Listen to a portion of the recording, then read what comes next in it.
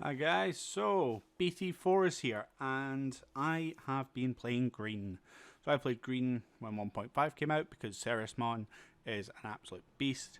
Now that we've got set 4, I have been playing Ned Hogmon. So I will get into the deck profile. So I'm currently playing 4 Gargamon, 1 Minimon for my Tamers.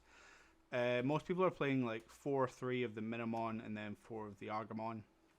I just feel I'm not struggling to swing over things very often. And I think the extra 1 memory can just be massive at times because this deck can do so much with 1 memory. So I'm currently playing 4 of the Gargamon. I don't really ever find myself missing the Minimon. A lot of the time I'll be sitting there going, damn it, why has that got a Minimon underneath it? That could have been an extra memory. So that's just how I feel. I don't think the deck struggles to swing over things, mostly because I'm swinging over things when I'm at levels 6 and 7. So I just don't think it's really a problem. This deck can afford to not swing with the little guys. So that's my personal opinion. So that's how I play it. Next up we have the level 3s. So I play 8 of the 2-0 costs 3k. These are just cheap to play, and that's it. That's the only reason why they're in there. If I'm hard playing things from hand, I want it to be cheap. So then we've got the ones that actually cost. So I've got 3 Tentamon and 4 Lalamon. So the Lalamon's a recurable resource because when it's Digiburst, I can add it back to hand. So you're Digibursting with this deck, so it's just a recurable resource. So I'm playing 4 of it. And then I've got 3 of the Tentamon. So on play, you can reveal the top card of your deck. If it's green, you can add it to your hand, otherwise place it at the bottom of your deck. I'm only playing 2 cards that aren't green, so most of the time this is just a draw 1. So I don't feel there's any other level 3 currently that I think, oh, I want to play that over something that is just a +1 when I'm hard playing it. It's sort of like the BT1 Gargamon, just ever so slightly worse. But yeah, I'm only playing 3 of it because I think 15 is a good number for me, especially now that I have a recurable resource in Lalamon. I'm notorious for not seeing 3s, so Lalamon being recurable is key for me to keep going with my plays, and having the Tentamon is just a +1. Next up is the level 4s, so I'm playing 4 of the BT1 Rapidmon. So this has an inheritable that gives 1,000 for every suspended Digimon your opponent has during your turn. This is just 1 cost, so it's cheap, it gives a boost.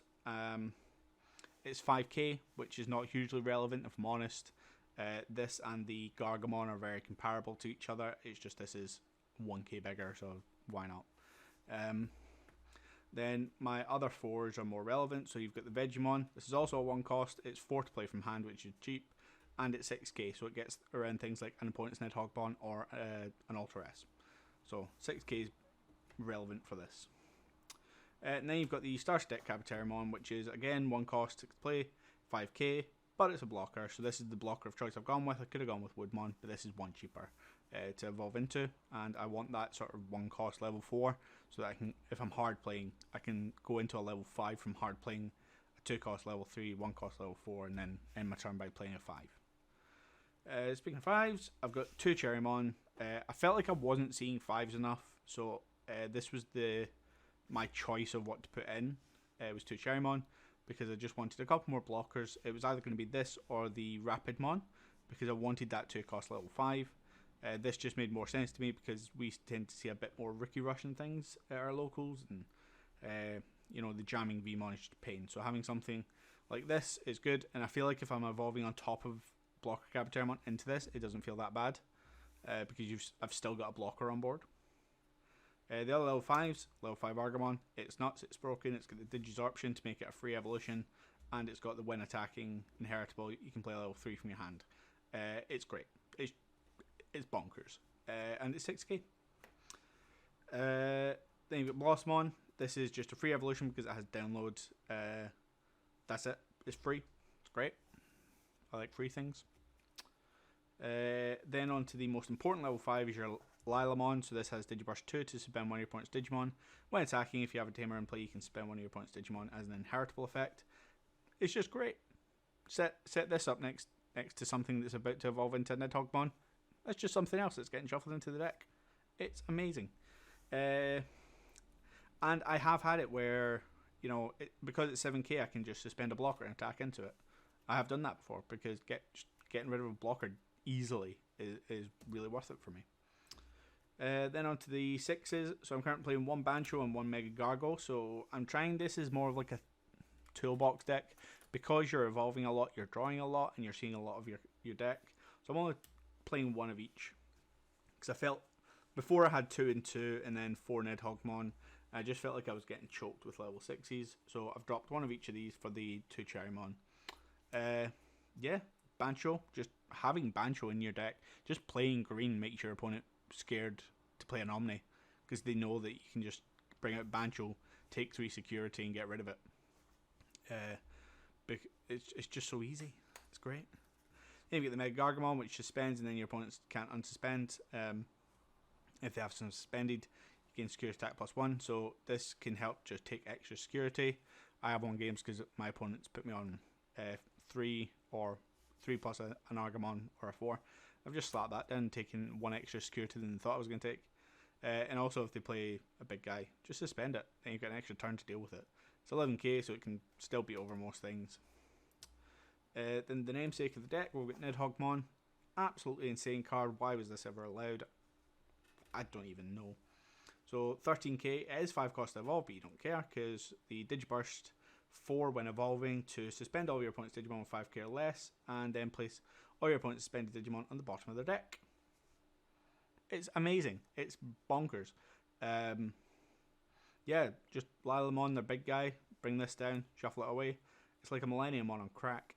I've cleared boards with this. I've cleared 7 at one time against purple because they've just nail boned twice, flooded their field, and then I've just gone, no. This card's insane. I absolutely love it. You can clear so many boards with it, and it's 13k. So it's just huge as well. Other level 6s just aren't that big. Then on to the level 7s, I'm playing 1 of each Chaosmon, so 1 Chaosmon and 1 Chaosmon Valdararm. So this has piercing, and when digivolving you can unsuspend it and attack 1 of your opponent's Digimon, even if it's unsuspended. So this is great for just getting rid of 1 big guy, and you take security. So yeah, if they've got a problem thing, just get rid of it. And then this one is when digivolving, -1 to 1 of your opponent's Digimon. Sorry, 1 of your opponent's Digimon gains -7,000 for the turn. You can activate that twice. So you can either clear 1 big guy or 2 smaller guys. This is really good against purple because they have retaliation. So if they have retaliation Devimon, just get rid of it. It can also get rid of 2 blockers. When it dies, you gain 3 memory. So I see it as a 3 cost level 7. I think 1 of each is great because you're drawing enough to see both of them. Again, it's that sort of toolbox element where you've got choices in your hand as to which one you're going to go for. They're both 14k, so they're huge. Next up is Tamers, so I'm playing 2 Mimi. So start your turn. If you have 2 or less memory, set your memory to 3.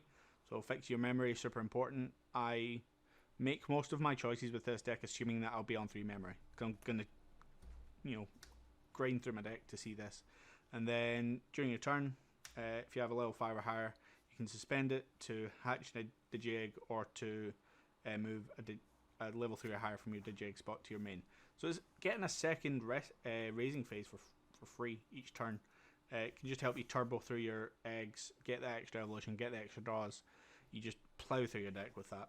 And the memory fixing. The memory fixing is so good. Then we'll get hidden potential discovered. Broken card. I can see why they've limited it. So the next time you evolve one of your green Digimon, you can suspend 1 of your Digimon to reduce the cost by 5. This can make Nidhoggmon free. So free Nidhoggmon, then swing with it. It's amazing. And things like the Mega Gargamon, again, you can suspend something, and then you can swing for 2 security. It's never bad in the deck, really. It's also why I want to play so many of the 2 costs, because most of your things will be 3 or more to evolve, and if you can just play a 2 cost and then suspend the 2 cost for your free evolution, it's really good. And then last up, we've got 2 Flower Cannon. So I dropped a Nidhoggmon for this, and I tried out 0, then I tried 1. I'm happy at 2 because I don't need to do this every turn. I keep them in my hand for when I need them. Whether it's like suspending a blocker or suspending their big guy before a Nidhogg, it's just really key to have that extra available choice to suspend one of your things rather than just the Lilamon. And this, in the deck, you don't need Ceresmon because you've got the Nidhogg in these. Ceresmon, to me, was key that you had to control your opponent's board like every turn. You had to make sure that you were suspending the right thing and getting rid of the right things. Whereas Floracan and Nidhogg, it just doesn't care. You just do one then the other. So that's 50 cards and the 5 Digitama. Please let me know what you think of the of my deck choices. I know there's probably going to be a few controversial opinions about it, but I would like to open a discussion about it, so please comment below what you thought. I will just go through a few of the like contenders, the ones I have thought about playing. So Terriermon. So Terriermon can just shut down blue really hard. I'm not currently seeing a lot of blue in my local meta, so I'm not currently playing it. If there was a side deck, I'd be siding this. I'd probably replace the Tentamons for this, because I'm just going to hard play this. If I see my opponents playing blue, I just hard play that, and then just, what do they do with it? They have to deal with this, and they can't really, unless they're playing like Kakaitis Breath, in which case, you know, chances are they Kakaitis Breath to my turn, and I just drop it again. So yeah, blue has a really hard time if you play a Terriermon. So I'd like to side it in, but currently I'm not. Next was the Arurumon. So this is a 2 cost from hand, which I said I liked, but I'm currently playing 3 cost from hand. It's because this has the 2 cost to evolve. Because I'm so notorious for not seeing 3s, I don't want to pay 2 to evolve into level 3. Plus, it's 5k, so for me, if something's less than 5k, it's irrelevant. If it's 6k or more, that's when I'm like, okay, I can consider this, because it gets around Nidhoggs and Ultra S. So 5k is sort of that limit for me. I just don't really see the point in playing something that's slightly bigger when I'm having to pay 2 memory to evolve it. Then on to the 4s, there's the Gargamon. Like I said, this could be the Caboteriamon slot. I don't feel the need to play both. So I've got the Vegemon that gets around that Ultra S and Nidhogg. It does have the Inheritable. So if I saw less Rookie Rush, I'd maybe consider dropping the blocker Caboteriamon for this. Just to make things bigger. But if I was that concerned about making things bigger, I'd probably just play like the Minimon, or there is like the starter deck Palmon and Togemon, which gives them plus 2k if they're attacking into an opponent's Digimon. Then there's the Woodmon. Again, I just think the Caboteriamon's a better blocker, because yeah, it's 1k less, but I'm wanting to stop things like the Vmons that are less than it, so both of them are going to stop a Vmon. Yeah, this plays around the Ultra S better, but typically if I've got a blocker, I'm not evolving onto it anyway. So it's just, I've gone for the cheaper blocker. And last level 4 is the Togemon. So this is sort of like the most seriously considered one I had, because of the when Digivolve and reveal 3 cards from the top of your deck, add a level 5 or higher Digimon from amongst your hand, and then place the rest in the bottom of your deck. So I really considered this just to turbo through my deck a bit more, but the reason I've not put it in is because if I see an option card, or like a level 3 that I really want, then they just get lost to the bottom of the deck. So if I'm digging for the Lalamon to get that recurable 3, and then I just bottom deck it, I'm like, oh, now I need to dig for another one. If I bottom deck like the Hidden Potential or the Mimi or the Flower Cannon, then I'm just like, right, that's gone forever. So yeah, it's sort of that risk of losing a key card. I'd rather just go harder for the draws than this. Then there's the Rapidmon at level 5. So this was the other one I considered with Cherrymon. This has the Inheritable to give it a plus 1000 for each year opponent suspended. It is 6k, so it plays around the Ultra S. It is 2 costs, so it fits all of the things. It's just I wanted that extra blocker. So again, if I was less Rookie Rush heavy format, I'd probably play this over the Cherrymon. Then we've got Ceresmon. Like, this was the reason the deck was played in 1.5, and now I'm not playing any of it. It's because the Ceresmon was to control, and with Nidhogg and Flower Cannon I can do that.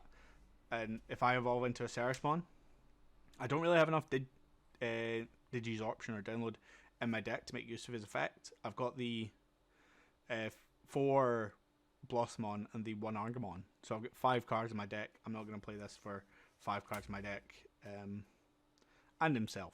But yeah, I just don't think it's as good as Ned Hogmon at the moment. Then we have the Starch deck Hercules Capitamon. So very good card. Like, it has Piercing and Digiburst 2 to suspend one of your opponent's Digimon. So you can just make this Digiburst 2, swing into something, take it out, and take a security. Yes, it's very good. Yes, you can suspend 2 of your opponent's thing, and it has Piercing. It ticks a lot of the boxes. It's 4 cost, which, again, I'm assuming that my opponent's putting me on 3, so the only ones that the only 6s I'm playing that are 3 is Bancho, because I feel like I can drop that and swing in the same turn. But with Nidhogg and Mega Gargamon, I don't feel like I'm needing to swing that turn. But again, with this, I'd want to swing in the same turn that I play it, and unless my opponent's giving me 4, which they're not going to do it very often. I just don't feel like I'm going to get that off very often. But I do think sort of a dedicated Hercules Capitamon build could be good. I have seen some online, and it is something I'll probably try out. Next on to the Tamers, so we've got a Shino Fujita. So on play, return Digiegg from trash to the bottom of your Digiegg deck, and during your turn, when Digivolving some with Digiburst, you can reduce the cost by 1 by suspending this. So I'd play this with the Hercules Capitamon because that makes it 3 cost. Currently, the only Digibursters in my deck are Lilamon and the Nidhoggmon. So I don't think it's worth playing at that sort of level. But if I was playing Hercules Capitamon, that's pretty key. So I would play this. Like, having this in a Mimi would just be great. I just don't feel like it's necessary in this deck. Then we've got the Izzy. So Izzy is sort of the same reasoning as the Togmon. So main, if you have a level 5 or higher, you can suspend it to look at the top card of your deck. If it's Digimon card, add it to your hand, otherwise place it in the bottom of your deck. If I bottom deck the Hidden Potential or Flower Cannon, that just feels really bad. So I'm not going to risk it. Then on to the options. So it's like Cyclonic Kick from BT4. So unspend one of your Digimon and unspend one of yours to suspend one of your opponent's Digimon. Very good card, and I would consider it if it wasn't 4. 4 again, it's that I'm thinking I'm going to be left on 3. So if I Cyclonic Kick on 3, then I'm unsuspending one of mine, suspending one of theirs, but then it goes to their turn that unsuspends. So I've not actually gained anything. I've just stopped one of my guys from being killed, which I can just plan around that. If I was playing something like the, Stingmons and Dino Beamons that all have the piercing and things, then I'd probably consider that. But I'm going with the assumption I won't get 4, so it's just not worth it. Then we've got the starter deck option. So we've got Needle Spray, which just is like Flower Cannon. The only difference between them is the security effect. So Flower Cannon suspends all your opponent's Digimon without blocker. This activates its main effect to suspend one, and then adds it to your hand. So this, in theory, you're getting to suspend 2 of their things. This, in theory, can suspend all of them without blocker. I feel this is more impactful against the matches I want in security, like Rookie Rush. Suspend all of them, then it goes to my turn. Hopefully Nidhogg them. So this, I think, the Flower Cannon, I think, works better with the Nidhogg. And that's pretty much the only difference between them for me. And then last up is the Electroshocker. So cost 5, return one of your opponent's suspended Digimon to its owner's hand and trash all the Digivolution cards. So yeah, it's very powerful, but I also need to suspend one of my opponent's Digimon. It's difficult. If it was delete one of your opponent's suspended Digimon, I'd very highly consider that. But to return it back to their hand, I just don't think the payoff is good enough for the setup and cost, because you do need to get it suspended. You do need to find this card, and you do need to, return it to the hand, and then they can just do it again. So to me, it's not got a big enough payoff for sort of setup. So yeah, thanks for watching the video. Please comment below. I'd love to hear people's thoughts. I'd love to discuss the deck. And yeah, please like and subscribe, and we'll catch you next time. We've got some more BT4 deck lists coming out, so stay tuned.